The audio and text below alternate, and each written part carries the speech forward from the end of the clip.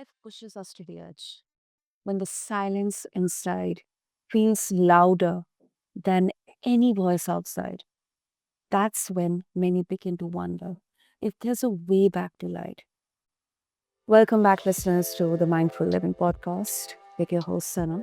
And today's conversation, it's not about statistics or clinical terms. It's about the soul and about those moments when suicidal thoughts aren't signs of weakness, but signals that something deep within us is crying out to be heard, to be healed. And listeners, my guest knows this journey firsthand, not from textbooks, but from the ashes of her own collapse, losing a thriving business, facing family breakdown, and nearly losing herself. And yet, from that breaking point, she uncovered a method of healing that helps others shift from despair to peace, sometimes in hours, not years. So, everyone, all my beautiful listeners, let's sit together in honesty, in compassion, and in courage because this episode might just be the lifeline someone listening needs today. And listeners, meet my incredible guest, Mridula Agarwal. So, Mridula, welcome to the show, and it's really so good to have you back again with us. Thank you, Sana. Thank you for having me back again. It is really incredible for me also to come back and have a detailed, soulful discussions about so many topics we've already spoken about. So thank you for having me again. Mridula, it's always my pleasure and honor. Um, so let's first begin with your journey. You know, you have shared very openly that your darkest moments were the doorway to your purpose. Um, if you can, share like what did those first days of collapse feel like inside your body and mind? Were they did they make you feel like you were trapped inside a cage or a box or some kind of dungeon that you are not, you may not even be able to get out of? So physically in my body, the symptoms was being stuck. You know how somebody can get stuck, not being able to move, not being able to breathe, not able to think clearly, and the feeling of being Mhm. trapped, stuck or trapped. That I want to make changes. I want things to change around me. And if only somebody could, an angel could come and swoop me out of it, maybe things would suddenly be better. And then as I, navigated my own journey, I realized nobody's going to come to help me. That was quite Okay. heartbreaking. Nobody was going to come to save me.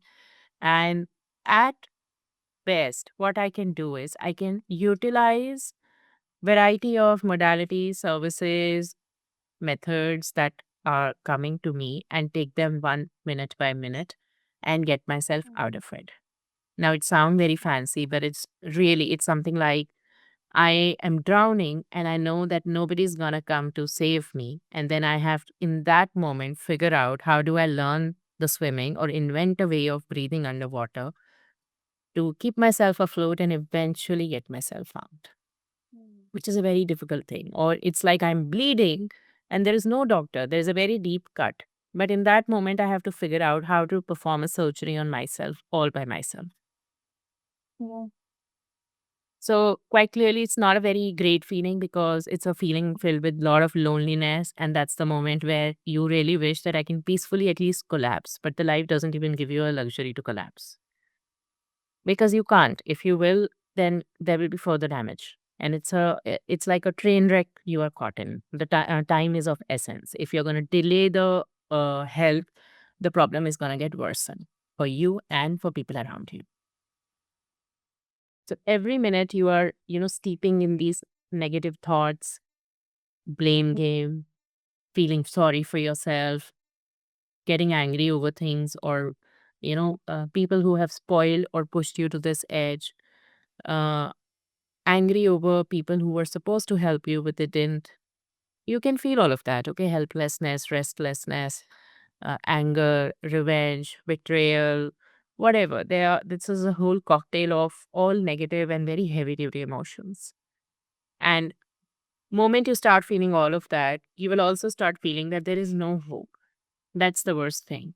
And that's the worst damage that happens in someone's mind if they're through a lot in their life.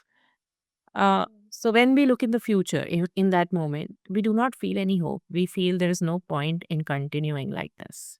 Because even if I one more time get well, even if one more time I'm able to pull myself out of financial mess, let's assume one more time I start becoming hopeful that, tomorrow could be better. Firstly, that hope doesn't come. Everything looks dark. And let's assume that hope somehow magically does appear. The next minute, my head will the thought will come to me that, oh, even if tomorrow is a gonna be bright day, on the third day, things will again be gloomy because world is a dark place. Look around, no one is happy. There are so many wars happening, children are crying, daily so many innocent animals are slaughtered. In every home, every person is suffering either mentally, emotionally, physically. The relations are all useless. So many people who are so well educated, they're geniuses or they're outperformers, they are in destitute poverty, not able to earn a living. Mhm. Like that, I will look around. I looked around and I saw that everyone has issue. And then it got magnified further that world is a place of suffering. You look at any religion, you look at any philosophy, spirituality, any school of thought, and they will say this world is a place of suffering. And then you look forward and you say it further magnifies. Maybe in so many different lifetimes, I have just been suffering and suffering and suffering. What is the whole point of even living if I'm only here to suffer? And that is when the final thought comes. I want to escape the matrix. Some people feel I wish to end my life. And some people, very rare people, I guess, like me, who will take charge like a warrior. I will turn things around. How dare you, universe? So, but still, it's a very dark spot in my journey. I never had suicidal thoughts. God only knows what kind of soil or character I'm being drafted out of. I never had any suicidal thoughts. I had a lot of uh, vengeful thoughts for everyone who has done me ever wrong. I will not spare you. And let me come back and show you. I had those kind of thoughts. They are also not healthy. They never did anything good to me either, but at least they were not suicidal thoughts. Hmm. But then there is another tangent. A lot of people feel that everyone has betrayed me. There is no hope in today. When they look into the future, they find even if I get myself out of it, there will be no point of living. Let me end my life. There is also, that kind of thought process as well with a lot of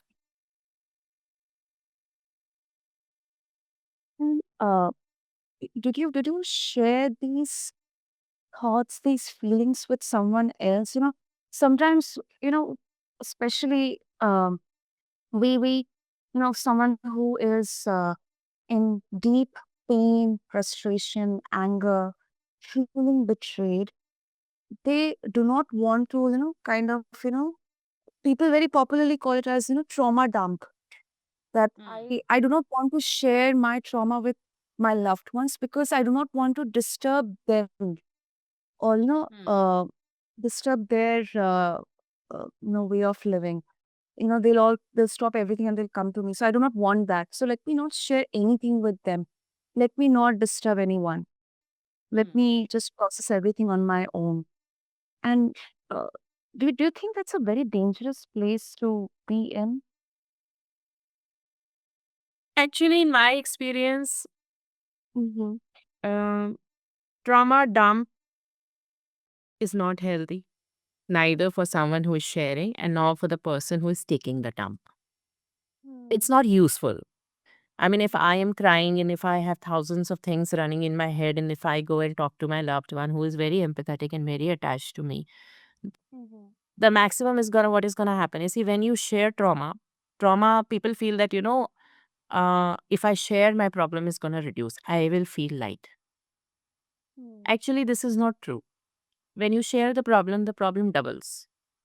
Because now, firstly, I am worried. Already, I am in a mess, and then I go and tell my loved one, let's say my mother, my brother, my parents, or my um, friends that all of this is happening, and all of a sudden they start feeling sorry for me, they start feeling my pain, and then they are also, and they, plus I'm pretty sure everyone has their own trauma or their own challenges, so I have added on my problem onto them. Mm. Now, will some solution come out of it?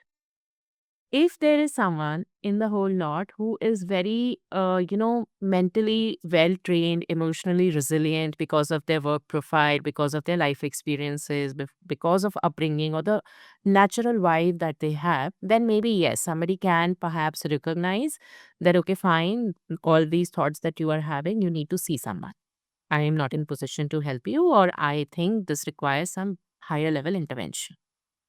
Sometimes, and very rarely, it leads to that. Otherwise, the whole conversation is an action reaction. Oh, this happened to you. Why didn't you do this? I will go and do this on your behalf. Or you will start bickering or bitching or abusing the people who you are already blaming. Or you will end up feeling sorry. So, though trauma dumping, a lot of people do not do because they don't want to disturb the loved ones. It is good. Uh, I mean, say it is useful, but it Mhm. can also backfire because then other people have no idea that what is going on with you, and how, in case you need help, what kind of help do you need, what is happening. So rather than dumping, I think in that moment, like in my case also, I try to share it with people. A lot of time you don't even get the correct response, you get judgments or you get pity. Yeah. And that comes, or you find people dissecting the situation and pointing out to you that, all these things happen to you because even you did not conduct yourself properly. You also have thousands of issues. So they start rationalizing, justifying, labeling, blaming things back at you, which is a kind of like a judgment only. Then people may start avoiding you if you are being too, I would say, volatile, emotionally unstable, and you are, you are too cranky or constantly crying like an emotional mess. After a point, nobody is going to take that too. So, quite unfortunately, though we say that, may everybody live healthily and free of suffering, the fact is the suffering is quite self created, and whoever is enduring it, they have to find their own way to get out of it. You can take professional help, or you can follow the guidance that universe will send to you through whispers or through synchronicities, but somewhere or another you will have to find your path back into light.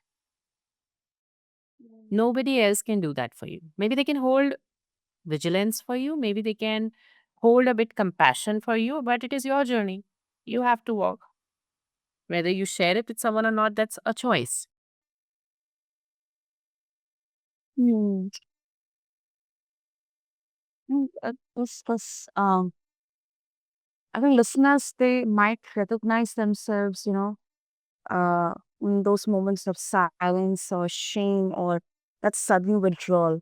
And I Hmm. think this really flips the narrative, or maybe the thought that, uh, to see that, they are not broken, but the inner self of them is shouting for change, signaling for change. So it's kind of, comes at an individual level that, we have to do this. Actually, see, every time I have spoken to a suicidal ideation, anyone who is doing a suicidal ideation or they have thoughts, I have found it is not always necessary that person will have a clear cut suicidal thought that they recognize as, I am having suicidal thoughts. Oh, okay. Like, for example, someone, let's say, who is in 30s and their life has been a typical life that, in up till school they were average student, in college they did certain subjects which perhaps Mhm. could be of their choice, or maybe they were deviation from their original choices. Yep. Post graduation was done in certain place, they got into a job or they got married, whatever was their life trajectory, they had couple of kids, they found a partner, like they settled down, whatever. And by the time they're in 30s, now apparently, if you look at it from the surface, nothing majorly has gone wrong other than the small setbacks. Some people have nothing in their history which can say or which can be pointed as, okay, this was the major, um, mm, I would say, blast or major trauma which is attributed to for this kind of a thought process, and they Mhm. themselves are not aware. Okay, so these are the people who are talking normal, but you can hear it in their energy, like the person's tone. I had to just woke Mhm. up every day and this is what I had to do, and I did it. Means that the tone is like this, I have no other option. I did it like a resignation. I had to get up every day. What other option is there? Like if there was another option, I would have preferred not to get up. I went to my friends and family. Okay, it is there. I have to. Like, what other option do I have in life? In this point of time, when this kind of language and this kind of energy starts showing up, they might be at a point of deep dissatisfaction. And at this Mhm. point of time, if their friend, their family, they start talking, why are you so dissatisfied? Enjoy. Just, dress up, go out, eat well, sleep well, let's go for a trip, let's go for a mall, let's watch a movie. I mean, okay, fine. They may be temporarily uplifted. But at this Mhm. point of time, they're still dissatisfied without being able to decode it themselves that they are dissatisfied to the point that they might want to escape this life. What is causing this dissatisfaction? Where is it coming from? What exactly do they want? If not this, then what? They will have no answer. Mm. It starts off with something as simple as this and one tipping point. And that one tipping point can be there was an argument at home. The argument itself was not big, but that one particular argument, it will trigger the series of flashes in their head and they will feel completely, ejected out of their body. I don't want to be here. There is no other way. I have gotten trapped. Exit. And they may do something drastic, not like to commit suicide, but an extreme emotional reaction. Mm. Mm. And if this cycle goes on, if the people around them, so a lot of time the other person, like if one person is given an extreme emotional reaction, they get labeled as, oh, you have anger issues. You keep on shouting. You, Mhm. I have not done anything which is making you react this way. Are you okay? So rather than understanding their frustration, the other person has ended up labeling the other person. Mm. And these kind of responses make situation further worse without either of them understanding what is making the situation worse. What has actually happened for it to get this worse? Mm. So 8 months, 1 year, 2 year down the line, maybe this person, this kind of symptom, it may subside in the undercurrent, but it could set in as depression, or it could escalate to a point where the person either look for a solution successfully, and if they are not able to look for a solution for whatever dissatisfaction they think is the source, then they might get into this void where they feel permanently trapped. There is no solution. I have done everything. I have thought about everything. And I know for a fact nothing is going to change. And I cannot live like this. So let me take my life or do something trust. Mm. Yeah, approval makes sense. Really makes sense for them. Yeah. And I believe, I mean, I shouldn't say that I was scary, but it's kind of, very interesting to see that, even small, tiny moments or those moments of argument or maybe a particular word told to them, they can trigger these, train of thoughts, this train of Yeah. thoughts within them. That's, I think, something very interesting. So these triggers, like in healing, we always say that rather than being caught up in the cycle of reaction, you need to understand. So there's a difference between an emotion and a feeling. So, for example, if somebody is being told, you do nothing, for example, and person ends up reacting big time, angry that, how dare you say this to me? I've been working whole day and XYZ, whatever I do, it is never ever. Now, the anger is a emotion. What is a deeper down feeling? That some people could be feeling that I'm not being respected enough. Some people may feel invisible, that even after doing this much, this person is not able to do it. I have given everything of my own and yet I'm not getting anything back.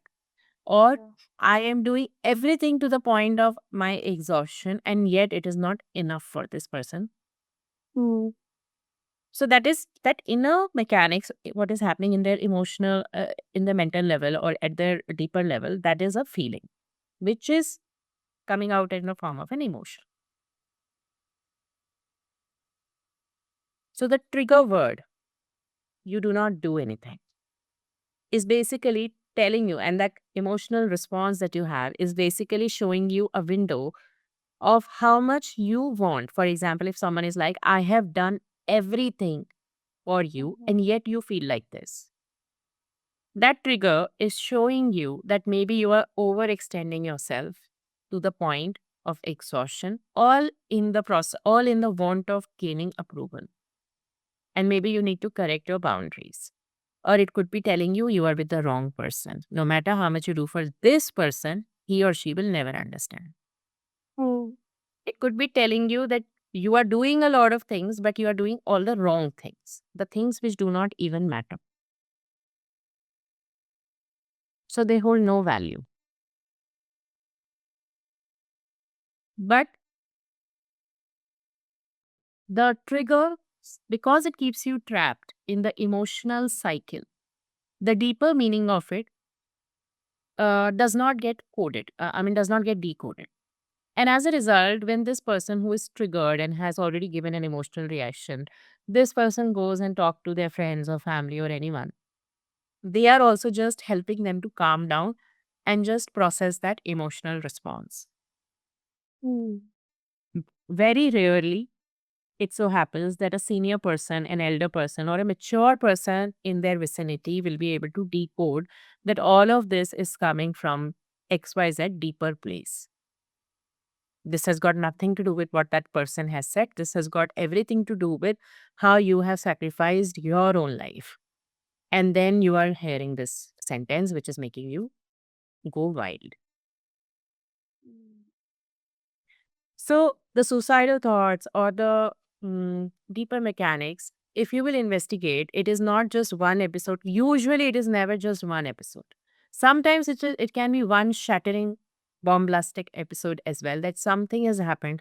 All of a sudden, overnight, someone's business has collapsed and they just couldn't process that kind of a shock. Someone just died, and they feel like I cannot live without this person. Or for example, somebody got cheated upon by the person they loved and trusted with everything, and all of a sudden their whole mental state, like they have a huge perception fallout that nothing and nobody in this world can be trusted, and if this person has betrayed me behind my back, then I don't know whom I can trust, and without trusting, this life is meaningless. I might as well commit suicide. So these are very rare cases in which something is inspired by a very shattering um, moment. But usually, suicide is not something which uh, happens overnight. Usually, I have seen people are harboring these small dissatisfactions over the course of years, many, many years. And after a certain point, it becomes it reaches a boiling point where they have already tried many methods and failed, where they have already tried to spoken to a lot of people and found themselves not properly attended.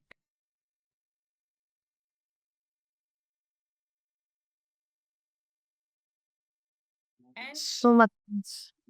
And this is so dangerous because these are the very same people whom you will find they are seen in all the pictures smiling. These are the people who are seen in kitty parties, in office gatherings, in outings, on Instagram vacations. And if you look at those pictures and if you meet them on the outside, they will look normal.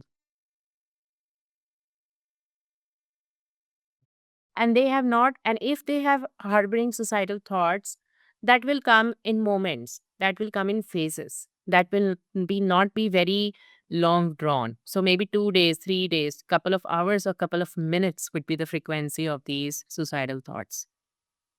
And one particular day, maybe there will be a tipping point, an emotional trigger, something that could, make them lose it. And in couple of hours, they will do something. They may end up doing drastic. And that kind of what I will do, they may have had been planning that if someday I have to commit suicide, they would already had purchased a rope from couple of months back. They would already have some poison kept in their cupboard for just in case scenarios. So which shows they if they the preparation was happening in so many months because a part of them was calculating it underneath for so many months. I know someone who, I mean, I don't know the person directly, but I know it through the family which lost that person. That this particular man, he planned his suicide in a way that he had drafted a will. So, like, I think he was planning it for 1 year. Wow. He drafted his will, he transferred the assets, he made a whole Excel sheet of passwords and nominee details and all the documents so that his wife and children will not suffer. Everything that needed to be done, the rent was paid in advance, the house bills were paid in advance, the property taxes were paid in certain point. There was a proper way in which, he had planned the entire finances, the life insurance, everything he had done. So it was a very calculative decision. Mm, mm, mm. So these people are not insane. Damn. Anyone who is committing, it's not in a fit that you did something. Maybe, of course, sometimes it can happen in a fit also. But usually it is never a fit alone which is sufficient enough to, push people beyond certain points. Mm. This is a very, very important insight, Nadra. Very important insight. Because, uh, as you mentioned about that, you know, it may happen sometimes in a fit. Mm. Uh,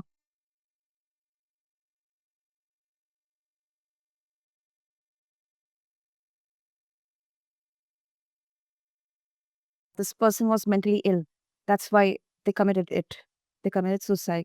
But, you mentioned that, it was a very calculated plan. Like everything was prepared. He was in bed for a year. So, uh, first of all, it's very vague to identify them as illness, and you describe them as soul level signals. Now, that is something very, very different. I have never read or seen or heard anyone talking about, uh, you know, these suicidal thoughts are soul level signals. So, how do we begin to reframe them without minimizing their danger? So that people they do not feel that we are trying to negate or minimize the danger here just by calling them soul level signals. So when I say it's a soul level signal, or when it has gotten to a point where they want to end their own life, in a moment, in a fit, or in a very long drawn, slowly boiling over till the boiling point kind of a phase. What is happening in their head? You have to understand the mechanics of the mind and how emotions and body is entangled with it. Somewhere in their lens, let's say from the childhood till whatever, like 30s, 40s, whatever age they are in, they have viewed a world in a way where they have uh, mapped all the hurts, all the betrayals, all the failures, all the disappointments in themselves, in others, in the world by a certain uh, tangent. Like, for example, somebody might feel, since childhood, I have never gotten things my way. I am just getting hurt, and nobody takes care of me. Now, all of these Mm. things, all of these statements have gotten snowballed at next stage, which is like, even now I have changed my friends, but the story is same, and I am unlovable, and I am like this, and I am like that, and maybe I should cut myself, hurt myself, and if I cease to exist, only then the world will be good place. Some people have that narrow track record, okay? Now it has reached to level 3, level 4, and by the level 5th, it will become a tipping point. But when you look at the first degree statements from this person, nobody loves me and I have always been getting hurt. At this point of time, it's a perception. Yeah.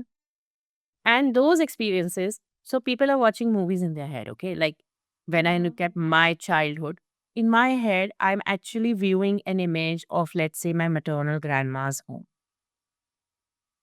That's my childhood, my mulberry tree. That is symbolic of my Yeah. childhood. In my head, my childhood is when I used to look in a certain way, or some photograph of me when I'm with my whole family in a certain place. So that's an image which is driven by a memory. It's a real memory. I was there and this happened. And that is also part of my physical body. Every time you look at the image in your head, your heart goes out, or you feel blue, or you feel pink, or you feel light. So that image also holds a physical level association with you. Now, this person who is looking at certain images, nobody loved me. I was always getting hurt. From that moment till the moment I should end my life, only if I do not exist, the world will be a good place.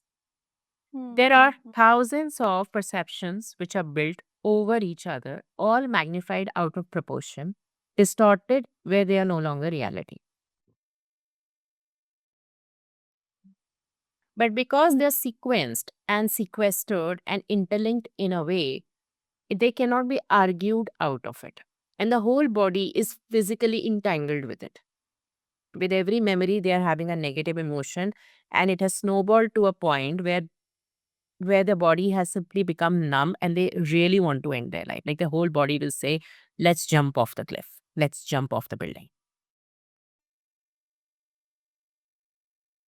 Now, when we are saying suicidal ideation handling without minimizing their hurt, but yet getting them out of the point, in the healing, we are helping them to unlock different perspectives which have gotten linked and interlinked and gotten out of control in the first place. So, the very first impression that you are carrying, that I was not loved and everybody hated me. If you look at that memory and if you start putting certain relevant energies on it, if you start doing certain processing with those images, if you start retrieving certain soul level pieces out of it, and after the process is done, that same person will look at that entire image and will wake up from that illusion that they were never loved. Mm. And the funny thing is, part of them also knows that that statement may not be 100% true. Because even a person who is, born in a prison, let's say children who are born to the prisoners and they have not seen the outside world, even then, even if you are, completely caged up inside a completely dark room with only one window, even there, the way the sun rays enter your room, the way a bird will occasionally chirp and visit you from the window, the way you will form friendship with maybe a mouse or the insects in that room, life always finds a life. You will still have happiness even in a fleeting form. Mm. That is, if you read the experiences of prisoners across, even though they were getting brutally tortured, even then there was something that kept them alive and hopeful, and also in some moments happy. Mhm. So even in the worst situation, that statement that I nobody loved me and I was hated is never right. It's always wrong. Mm. So when they start, so the first step is to help them acknowledge the truth. And truth has many sides to Yeah. it. There are many kinds of and all levels of truth. So moment they start looking, moment we put energy and we start retrieving different parts of them, the part of them which could feel joy, the part of them which was hopeful of better future, the part of them which really had some connection with someone, even if it was a stray cat. When you start retrieving all of those images and the parts of them which knows how to love, connect, enjoy, and feel life, they will start reorganizing their whole body, their whole mind will start forming a different perception. They may come to this point that, okay, fine, I was loved, but not loved enough. I had difficulties because I ran with the wrong kind of people. But in some other places, I did have some good connections. For whatever reason, I did not pursue them. I had business opportunities and obligations, financial obligations, or whatever the relationship obligations, which weighed me down. But in those relations or somewhere outside, I did have friends who cared for me and family who looked for me. So the darkness starts lifting up. And in that moment, the possibility starts opening up in their mind that, okay, in future, now that I look at it from a different view, I do realize that I do have an option of doing things differently. Mm. Which means now when they look at future, they see a different possibility out of it. Because when they look at a past, they do see there was a different way of doing it. I couldn't do it. Or there were things that happened, but it did not uh, register in my attention in that way. Mm. So when they this time look at the future, when they look at the past and they say, oh my God, how many things did I end up missing and drawing wrong conclusions? And they look at the future, then they find out so many possibilities that they had failed to see earlier, but they have now recognized. Mm. And that is how the chicken and egg story, which came first, it breaks by itself. Because when you have more options and you see that those options are going to give you happiness, they're going to give you love, they're going to give you reputation, they're going to give you respect, or whatever it is that you desire, there is a way to do it. And that is a possibility, a real living possibility of doing it. Then the whole mathematics, I need to commit suicide because there is no other way, is rubbished by itself. Like the first breath you take after, you like you are drowning and you get out of the Yeah. water. Mm. So that gasp, that's enough. In that moment, you realize. Yeah. So that again, it's a awakening. It's your soul, which was always so person who was not constantly having thoughts. What was having what was happening in their head was part of them was like, this life is useless and nobody loves me and nobody cares for me and I should erase myself out of this existence and blah, blah, blah, blah, blah. So that was giving them this depression, this suicidal ideation, this trauma, whatever you may call it, this darkness. But simultaneously, there was also another part of them which kept on pushing. Oh, let's try one more day. Oh, this was fun. Oh, maybe let's go and meet that person. Or maybe let's visit a pub. Oh, look, today the roses which have bloomed are so beautiful. Mm. So there was a part of them which was in the quest of living. And there was a part of them which was adding up everything and snowball it to the point that it did not wish to continue because it did not see any point of continuing with life. Mm. So, because of this seesaw that was happening in their own head, the split in their own mental and emotional body, should I do it? Should I not do it? Should I wait for one more day? Is life really bad? Another part of it will be like, no, life is not really that bad. Which is on the external surface looks like this person is smiling the next one moment and maybe have a total collapse the next moment. Mm. So we never minimize, we never ridicule, and we never even sensitively handle it. We allow the person, we recognize that you are not broken and Mm. you are not someone who has any issue. Like I know that, um, you are powerful enough to find your own solutions. And I will Yeah. help you to allow those solutions to come to you naturally. Yeah. And moment that person does their own maths, it's gonna fix it by itself. And there's a very beautiful prayer for it. Uh, Okay. it's a medicine, like it's as a healer we have this prayer. So the prayer goes like this: I will not rescue you, for you are not powerless. I will not fix you, for you are not broken. I will not heal you, for I see you in your wholeness.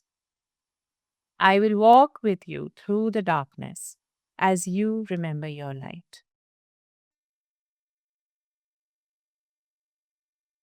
Wow, that is, and beautiful is an under, it doesn't rightfully adjectify these words. Really. So Very meaningful. Mhm. you have to re remember. The whole brand of mine is I reawake, is built on a premise that you're already awakened. You have forgotten. Hmm. So you need to reawake yourself and re remember who you are and what you are capable of.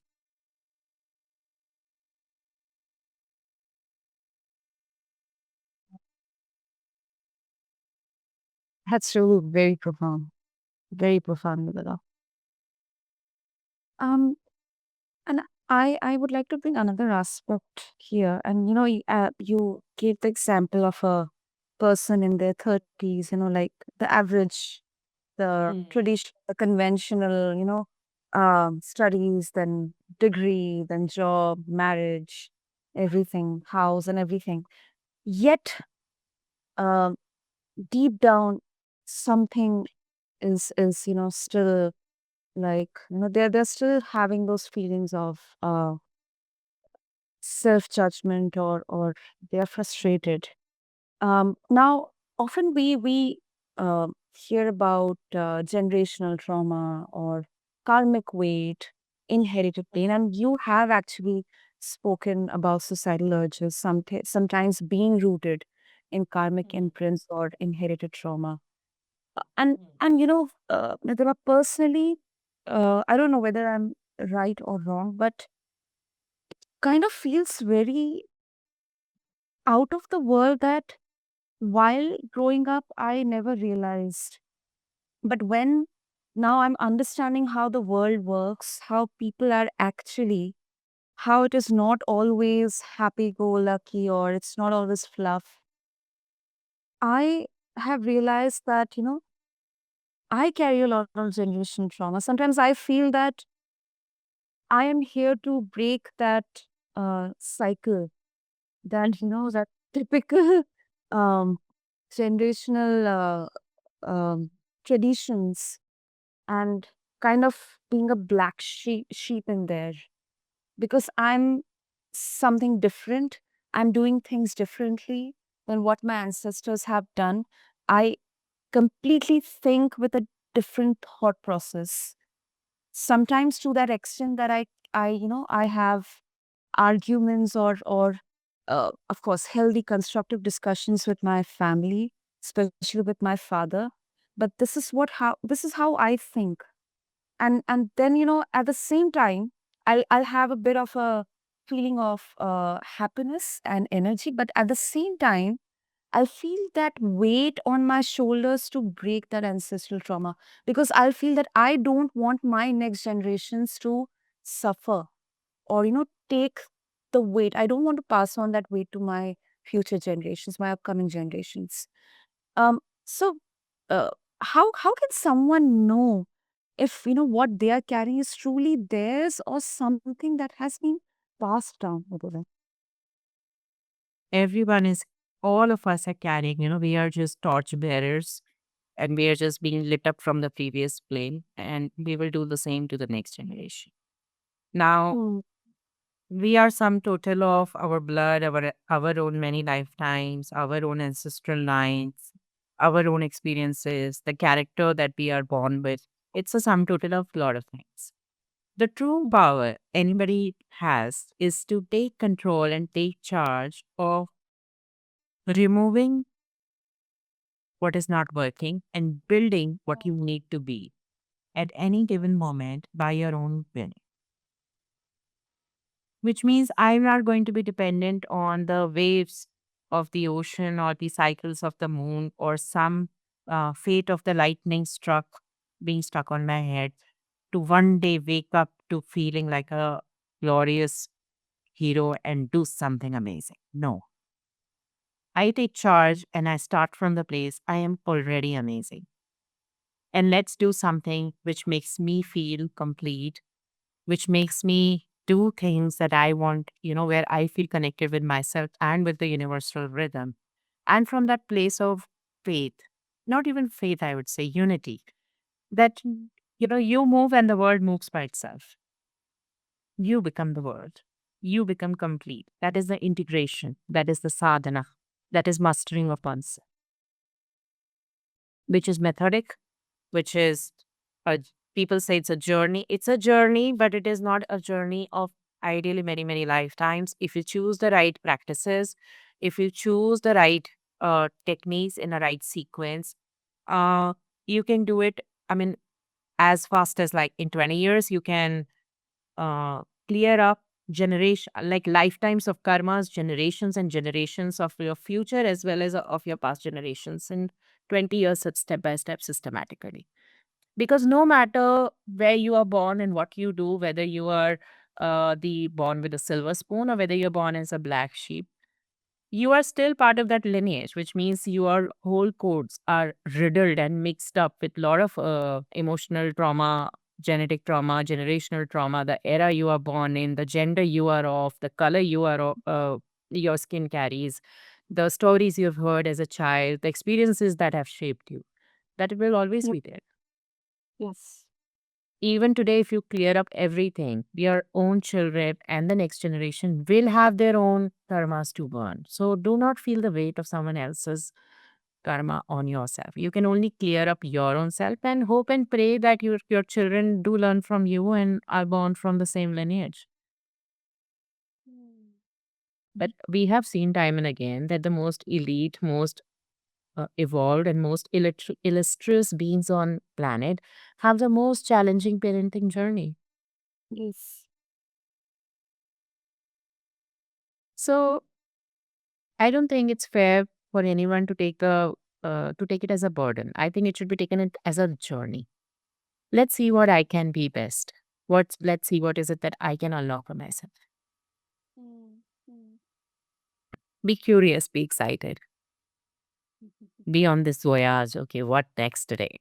Up till yesterday, I was hopelessly munching on high calorie food. Can I get myself addicted to something which is nice and fresh and light? Mm, Up until 2 years back, I was a sucker for losers. Let me see if I am now this time able to naturally attract high performance in my life. mm, Up till 3 years back, I had this mixed XYZ mentality for money. And this is at the level of discomfort I had with my close relatives or my friends and family. mhm. Can I evolve them into better people by becoming better myself? Let me figure that out. Yeah, yeah, So that's a path to light where you are on a quest to figure things out so that you can be better and people around you can be better because of you. definitely. Definitely. You become the beacon of light. Yeah. And that starts with firstly dropping the shadows within you by healing the shadows that we all carry. Yes. Yes. What makes so much sense, Madhura. Personally, and I'm very sure our listeners will also realize that uh, instead of blaming ourselves, sometimes we do carry stories older than us, but this healing, the inner light, it still starts with us. It still starts with us, but it's very challenging if you're especially doing it all by yourself. And it's a huge Yeah. mental, emotional labyrinth. Okay. It's like this whole maze you can get lost in for years altogether. Okay. Because you do need someone to hold a light for you so that you can use it like a North Star in your own life. Mhm, mhm. So quite definitely that is why it is said that you cannot have spiritual journeys without a guru or without a guide. You Mm, cannot learn everything by yourself because a lot of these learnings are by vibration. If someone is crying and somebody sits next to it, possibly their mood will also get ruined. But if Yep. you are sitting next to a guru, the guru will hold their light in a way that you will end up emptying yourself out of the sadness without affecting the other person. That's the energy they use. That's an impact of their presence in your life. That is what the function of light is for you, to dispel the darkness. So you cannot be continuously groping in the dark to figure out where the switch is. Let's not waste time with that. Ask someone to show you the light. And I have a question on this, Mridula. So, uh, and as you mentioned about gurus, now sometimes uh, there are positive um, uh, vibrations, uplifting vibrations, but then at the same time, um, there are vibrations or energies, or through someone who will say, or which will say that I'm here to rescue you. I am the one who will take you out of your misery. So just surrender yourself to me. How do we identify that, who, which, or what kind of vibration energy will give me or at least support me to get out of this darkness, to find that switch, not engulf me into the darkness by luring me that they will take me out of the darkness? That's a catch. Usually, what happens when you are in the darkness, you will attract dark people. And if you need light people, then you need to feel some light by yourself to be able to attract light. Okay. Now, there are traditionally the first step if someone is taking, you can ask for divine guidance. Like, for example, like even in my own journey, uh, I have had many, many nights in which I would constantly be emotionally very disturbed and constantly be praying inside my heart that God, this is not fair. I did nothing wrong in my life to deserve this, and you need to do something about it. And this happened for 6 months. And then one fine day, one neighbor of mine, and who is exactly the opposite door, and Mumbai homes do not have very big corridors. So when I say exactly bang opposite, I meant like literally 2 steps away. So Oh, oh, I met her in the lift, and she was a Reiki grandmaster. She is a Reiki grandmaster. And she told me everything that you are experiencing. Out of nowhere, she spoke to me in the lift. I was quiet, she was quiet, and she must have had guessed that whatever situation I was in, not to the details, but of course, by looking at me, it was visible. It was very visible in my energy. And she said, everything that you are experiencing is karmic. And I'm holding this Usui Reiki level 2. I said, I've already done Usui Reiki 2. So she said, okay. actually, you need Usui Reiki level 3, but that I cannot teach you because it is by spiritual qualification. Only if a master identifies that you're ready for it, only then you get it. So she said, I cannot give you Usui Reiki 3A right now, but you can repeat Usui Reiki 2. And I have a class happening this weekend. Okay. Now, because I was operating from light, there was a part of me which was, of course, terribly complaining and bitter and stuck up with emotional mess. There was also a part of me which was always communicating and communing with the universe. And that was the part which pulled in a light master to me. Hmm. So, if you're going to be an emotional mess and you go out and meet people, in from that state, the chances are you will be taken advantage of or you will meet the wrong people. So the first step will be get yourself into a space wherein you can even momentarily feel that yes, things will work out. I don't know how, but God, I trust you and you need to send someone. And if you yourself can come, great. But still, if you cannot come, I know you're busy, send someone.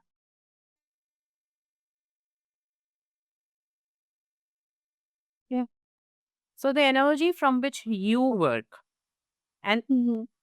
that is going to be the paramount. So the all the moments in which someone who is having a hard time, if you find your friends and family in those brighter moments, that would be the right moment to make those prayers, to chart the good course, to figure out some options, not when they are in the deepest shadows and crying. That is not the time to lecture them or to tell them, don't worry about it. They're too deep in Shira. They will not be able to understand. Moment they are in a little better or stable state, that is the moment you take them to some place where they can, sit and meditate on some solutions. They can ask universe for some help. They can and make it like a 10-day, 12-day or 21 days routine until it is solidified in their body, that their body can start anticipating. Though in their head they cannot see anyone popping, but their body starts anticipating, yes, someone is on their way to help me. I am soon going to receive help.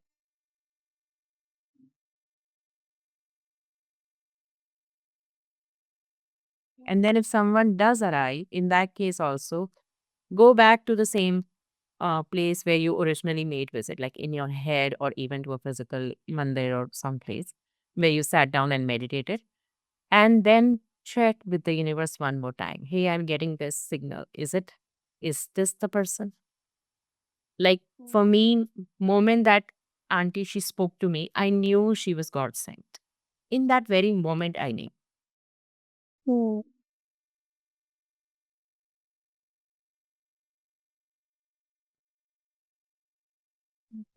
That's really, really wonderful. And now I would like to shift the conversation to a bit of a different tangent, now. Mridula, we often hear people very casually saying things like, I want to kill myself. Oh my goodness, looking at this, I just want to, I feel like I would commit suicide. Eh, Hmm. Very casually. I mean, um, personally, people do call, sometimes, you are very sensitive. Can't you take, dark jokes or statements like that, just as a joke or just as casual? But sometimes I feel that, they could be damaging. In your opinion, Mridula, how damaging can that kind of language be for those who are truly struggling with suicidal thoughts? People who are struggling with suicidal thoughts probably will not use that language. It is people who are just super frustrated. They use this language. This job is killing me. My head is killing me. My life is killing me. I just want to kill myself. And initially, it may have sounded off like a cool thing, or maybe they didn't pay a lot of attention to it. But your thoughts and your words are power. Okay, the words carry energy. That is why we have so many chants written in a certain way in a certain sequence, because they carry a certain energy. Now, because you are continuously telling yourself, I want to kill myself, I want to kill myself, I want to kill myself, you will soon, and if this doesn't stop, and God forbid, if uh, they are saying it at a point, like moment they get up in the morning or before they go back to sleep in the night, those are the points where your subconscious mind could be very susceptible or very impressionable. It is in that suggestible state. And if you make it a habit to use this kind of self damaging language in this way, it will become your reality. So the whole world will start looking like enemy. Everyone might feel like they're just out there to hurt you. This job is really sucking my blood. Like you will start going into the office and you will start feeling drained physically. And all of that will start happening because you have given your words to program you in a way that your life is a holy mess, is a horrible mess, and you are just going to be draining yourself out of it, that it will start happening by itself. You manifest it then. You program yourself to feel this way. And it's very real.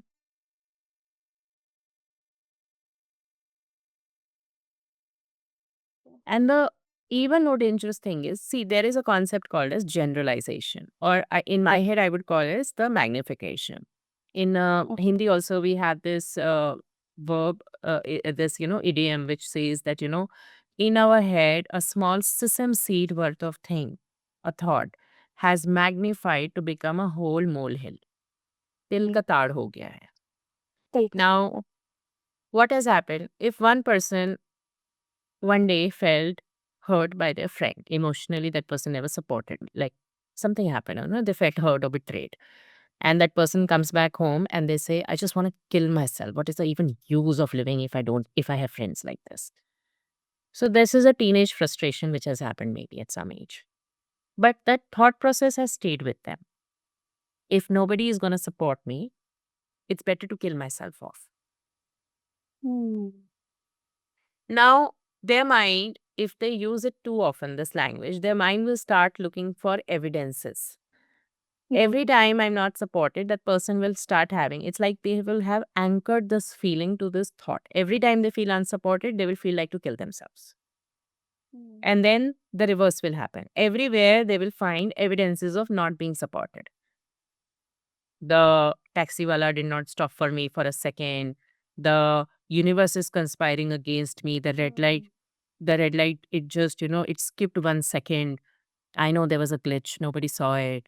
My mom purposefully did this to hurt me. I had told her to give me XYZ menu, but I got something else. My dad purposefully, or, my dad doesn't love me because he paid the fees 1 day late, only after my reminder. Small, small things which are completely innocent and inconsequential. In your head, they will start building up to the conclusion. You will become very touchy for them, and they will all start together come and build up to the whole conclusion that nobody loves me. Hmm. And we know how it's going to snowball. We discussed it. That was stage one. And it's going to snowball at some age to the point where you will actually feel like killing yourself.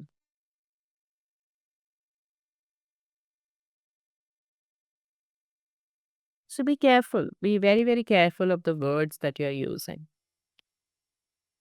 You can be true to yourself if you're really feeling frustrated. Rather than using fancy words, I want to kill myself. Say, I'm feeling extremely frustrated and hurt that you said this to me. Hmm. That's a more accurate and honest description of what you just felt. Hmm. I did not like the fact that when I needed you, you did not speak up on my behalf.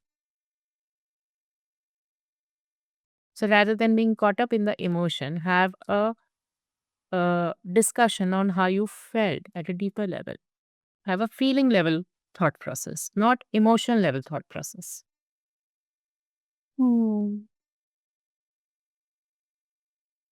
This really hits home. As you very rightly said, language, words, they carry energy, and the words we normalize in our daily conversations or jokes or these comments, they can shape how society treats the real painful reality of suicide.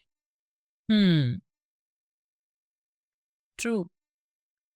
And the most heartbreaking thing is people who are really thinking of suicide, they will not tell you, today I'm feeling like to commit suicide in this kind of frustration.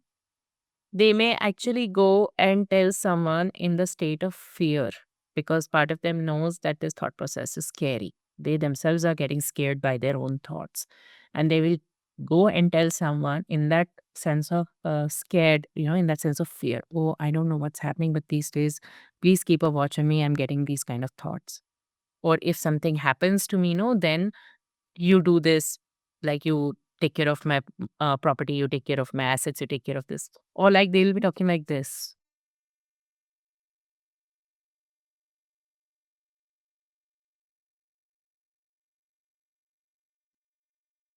And also, you have said this that, and I also agree. No one will come to save us. We have to Hmm. save us. But do you think that there is some danger as well in this message? Like some might interpret it as that we are on our own. Like how do we balance here the call to self healing with the need for community and external support? You will always need a guru to help you. And if you're able to get, so the job of calling a guru or the job of asking for help is your own help. And that help, the moment you start asking for help, that needs to come from a place of faith or that, that light that you feel that things will be fine. That job is yours. Someone, of course, we are all guarded by angels and God. There is a higher power which is looking after all of us. But the will is for us to use. It is our karma. Karma means action. So the act of asking for help in the right state and recognizing the universal sign and then to accept help and to be gratefully walking on that path is the course of action which is only mine to take. That path no one else can walk for me. Someone can hold a torch for me. That is their role. Hmm. But the rescue, it is not a rescue mission. You are not powerless. You are gifted. It is not that you do not have courage or you are broken. You are whole. It's not that you do not have options. You have forgotten. That job is yours. That no one can do for you. That you have to do for yourself.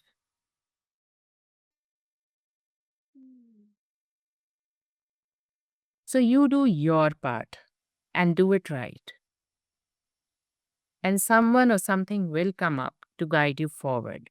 And then take one step at a time and walk and remember and reclaim yourself.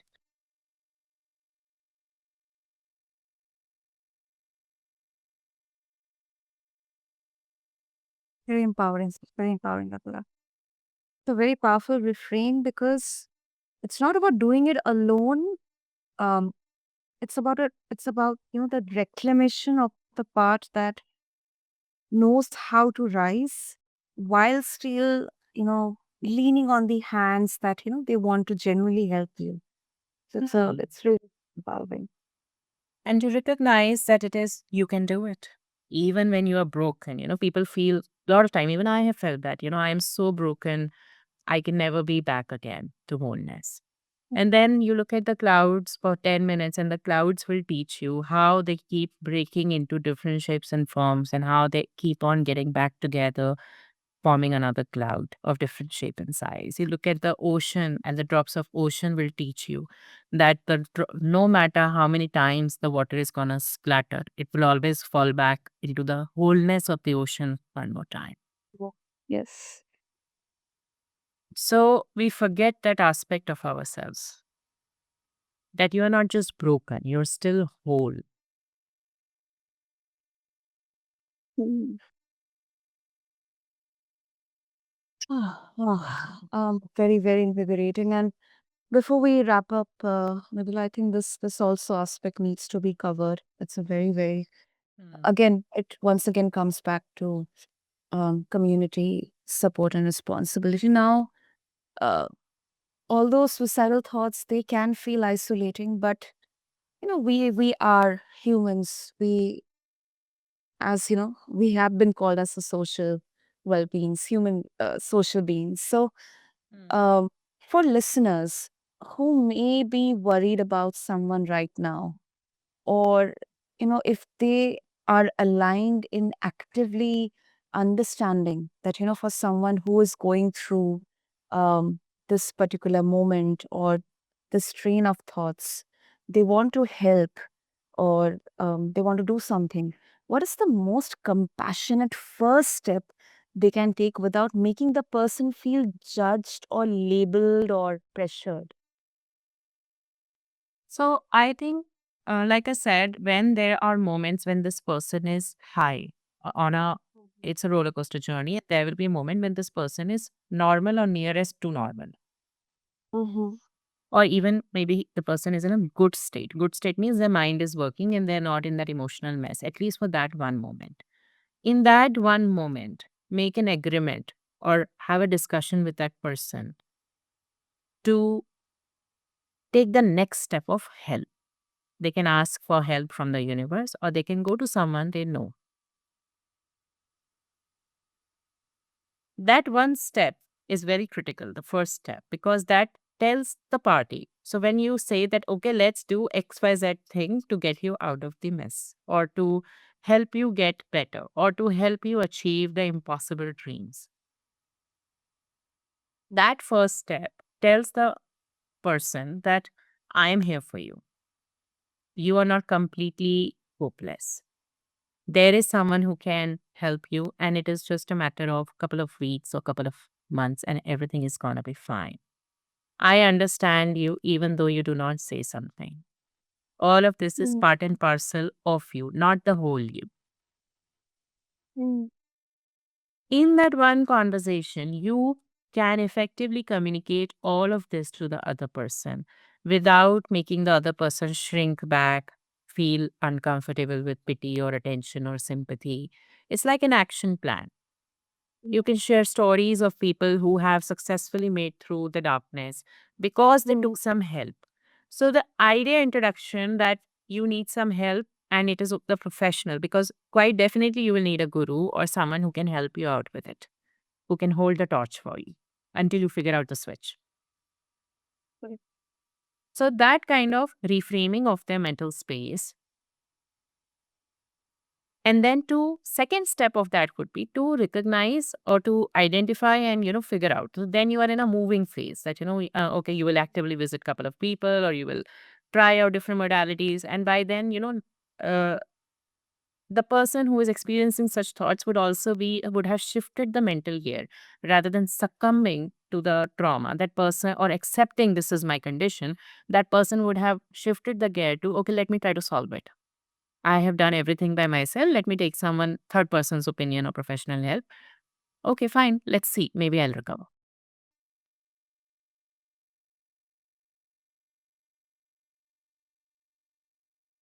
Mm, I agree. And I think that's a lifeline for people listening, because it's not just about the person who is in crisis. It's about all of us knowing how to show up, with presence, without any fear or judgment, with love. And that's very powerful. That's there, that light that you see Mhm. at the end of Yeah, the yeah. tunnel. True. We are, all of us are in this together, but at the end of the day, it is our journey alone. Hmm. And we are blessed with that much of power that we are not aware of. I feel that a lot of times uh, challenges are given to us by the universe because we forget how powerful we are. Okay. In these moments, we rediscover, oh, I never knew I could do this. And like, that's the most brilliant, moments and sparks of divinity in people that, they're like, oh my God, I never knew I could do this. I could do this way. It's beautiful to see them recover and flourish. Yeah. Like your superpower. Yeah. Which you never knew you had. Yeah. I'm my own superhero, a superhero. Yeah, of course. Of course. So yeah, it's good. I mean, I don't think it's hopeless. And thankfully, we are in the age and day and time where there's a lot of awareness and we have a lot of tools which are available to different degrees. Maybe it will work, but in my journey, at least, I do feel that for whatever reason or for whatever is the higher destiny, at least I could stumble upon and integrate certain things in a way that I know for a five by fifth session, by sixth session, I know this person will figure it out. I don't know what is your problem, but I know you can figure it out. Hmm. So people figure it out, there is no reason to commit suicide, and rather there'll be so much planning on what will I do next, and I'm planning for this trip and I'm planning for this learning experience, and I have let go of these stupid people and now I'm excitedly meeting these new people. I said, wow, life is happening back again.